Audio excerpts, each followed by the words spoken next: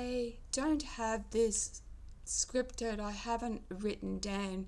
This is all just going to come out as it comes out.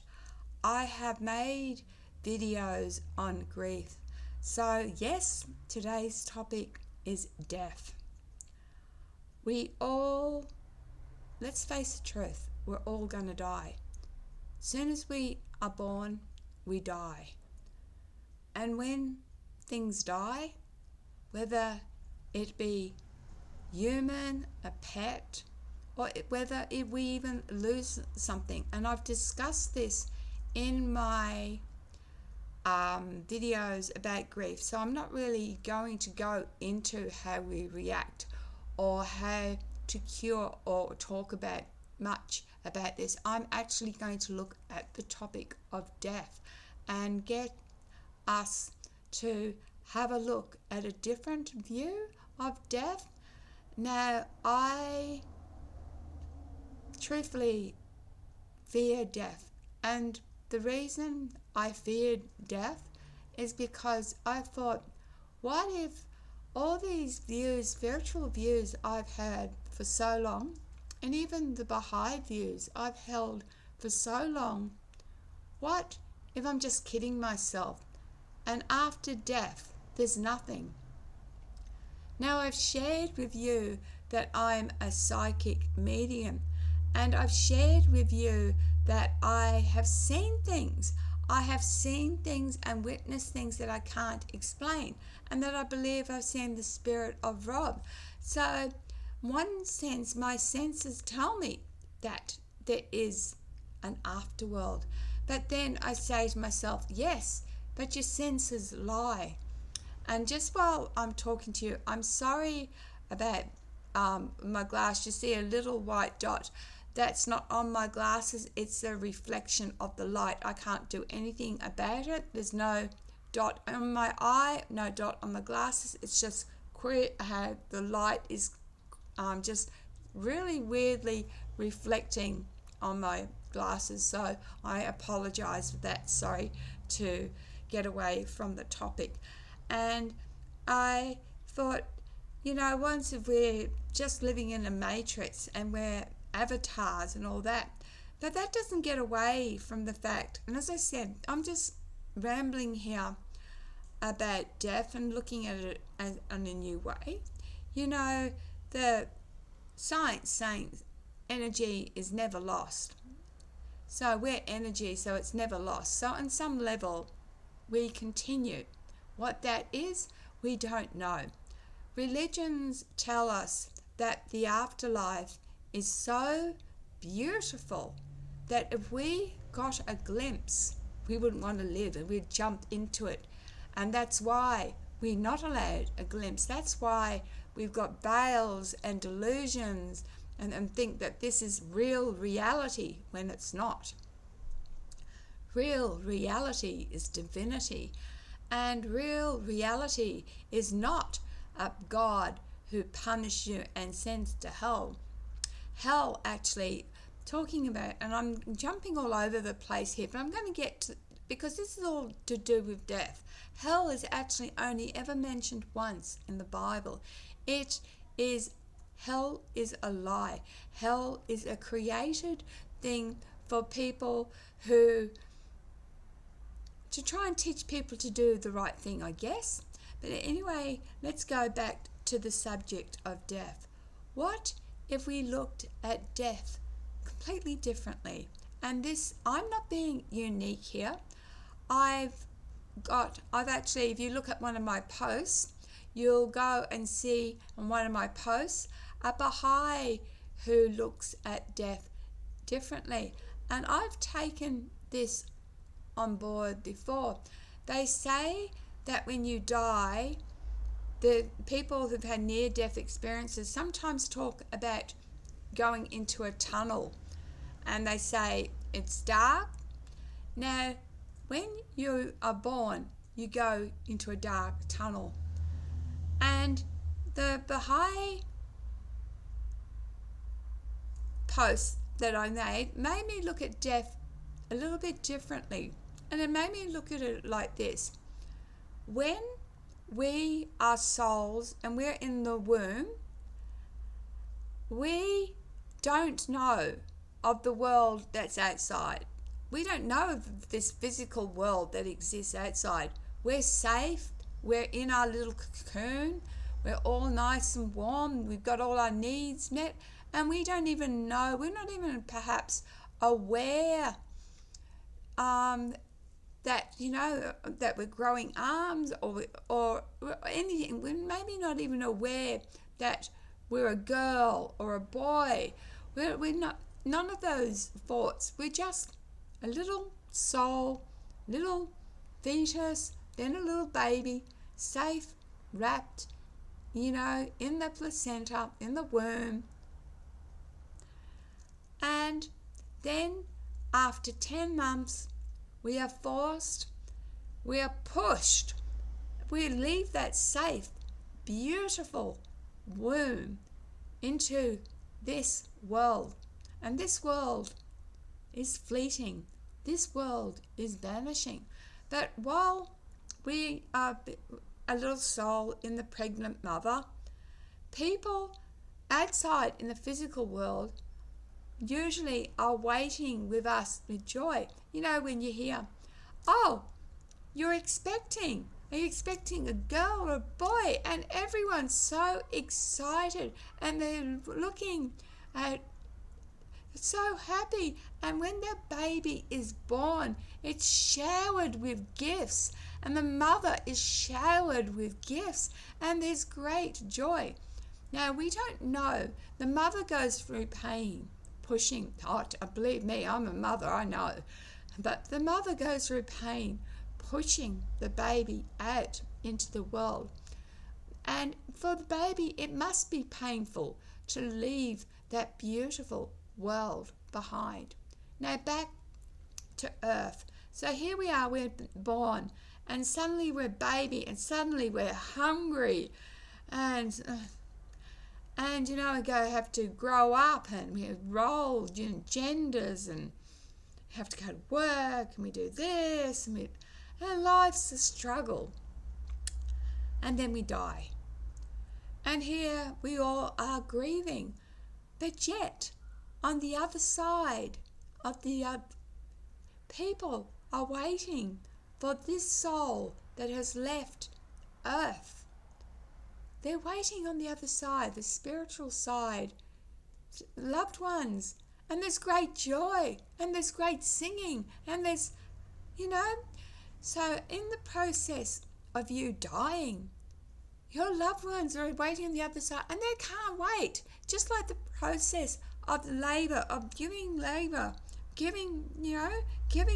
that process as you're dying, the people and loved ones on the other side are rejoicing because they're going to be reunited with loved ones.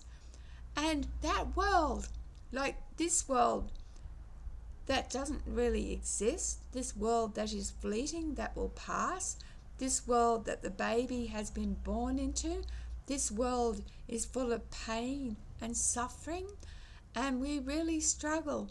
And yet we are told that the world that when we die, that the world, the ever after that we're born into, is so beautiful.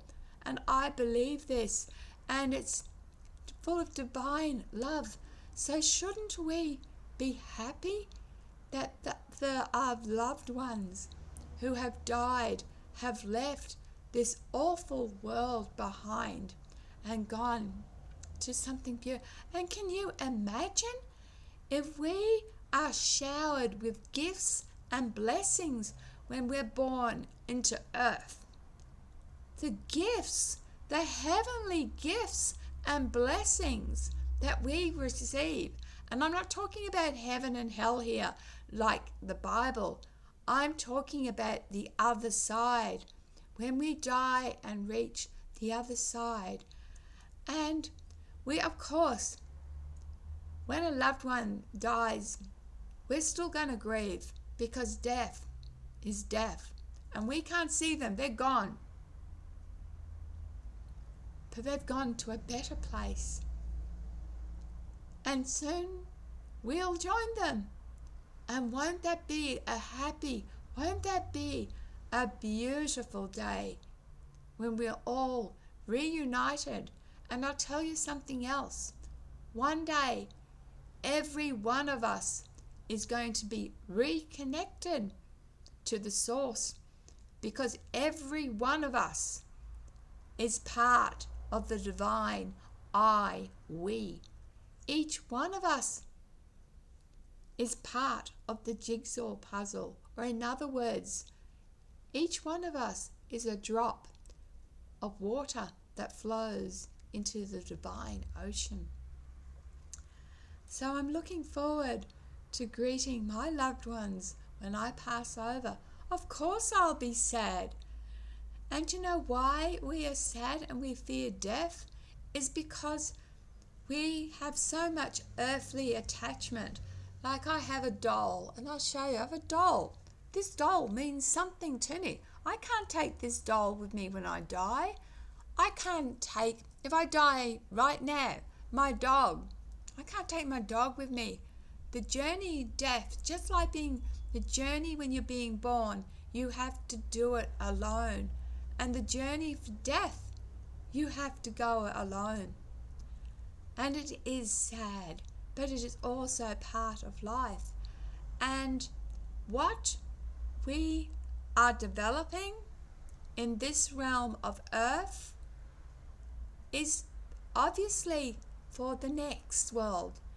So our growth and our lessons that we learn, the experiences that we go through, the emotions, everything is part, so that when we go into the next world, we can have a basis there used. But remember, when we die, love awaits. What a better way to go. And I'm not trying to now say that when someone dies or an animal dies, do not cry, because I'll tell you what, I'm still grieving.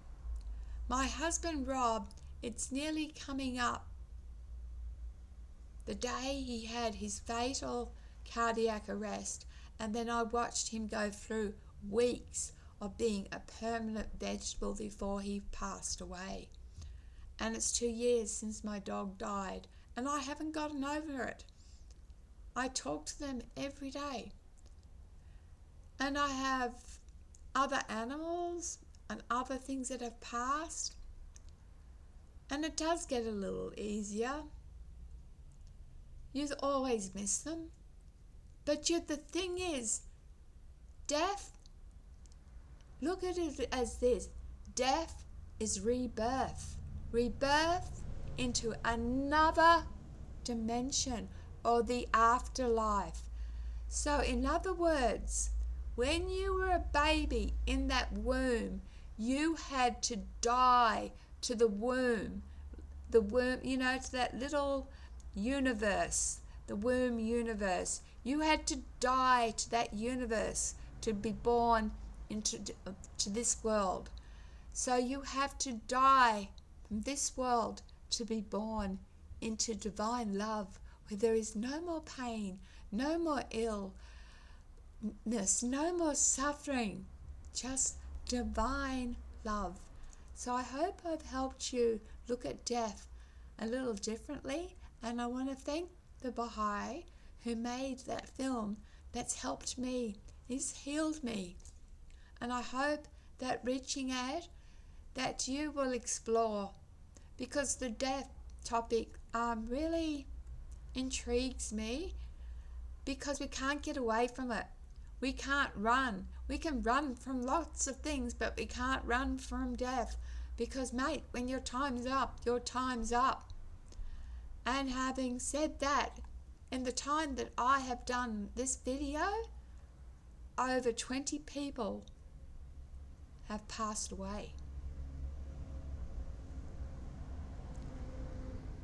500 million people die, I think it is, every year. That's a lot. But with that, there is birth. And so, as I said, we When we are born and die to the womb world, we are greeted with love. So when we die from the earth world, we'll be greeted with love. But it's even better love. It's even more divine. It's pure, unconditional love. How beautiful that day will be. So when you cry, and it is sad to lose a loved one, allow yourself also to be happy, because they are back to the source and they are free and they are in a beautiful place. It's not time for you or I to yet go. With that, I love yous all, you know it.